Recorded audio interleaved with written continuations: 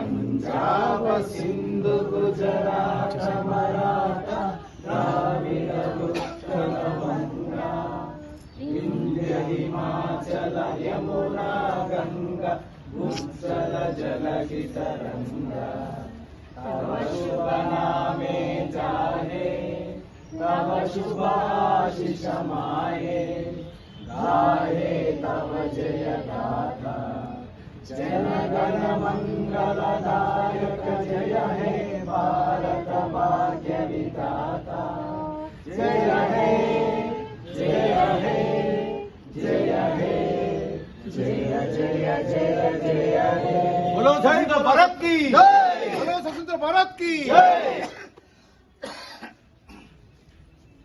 స్వతంత్రం వచ్చి 78 సంవత్సరాలు అయినప్పటికీ మన దేశ రాష్ట్ర పరిస్థితులు చూస్తుంటే అసలు నిజంగా స్వతంత్రం ఉందా అన్న ప్రశ్న మరలా వస్తుంది.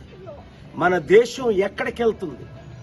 బ్రిటిష్ పాలన నుంచి విడిపించడానికి వేల మంది ప్రాణాలు అర్పిస్తే ఈరోజు కోట్ల మందికి కనీసం తినడానికి తిండి లేదు. 150 కోట్లు 50 కోట్ల జనాభాకి 40-50 కోట్ల మందికి ఉద్యోగాలు లేవు.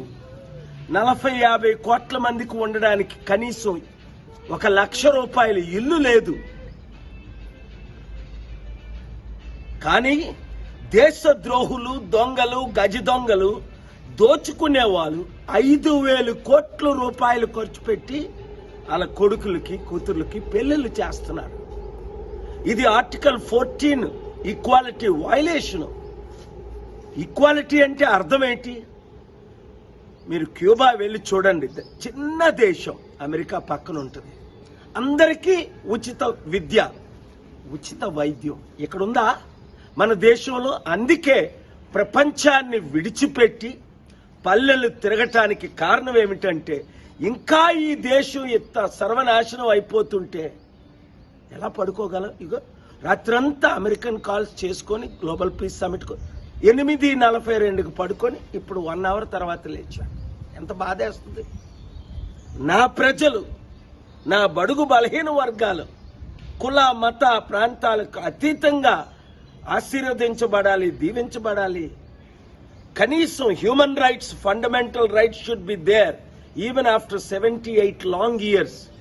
We are experiencing the extreme poverty, extreme radicalism, inequality,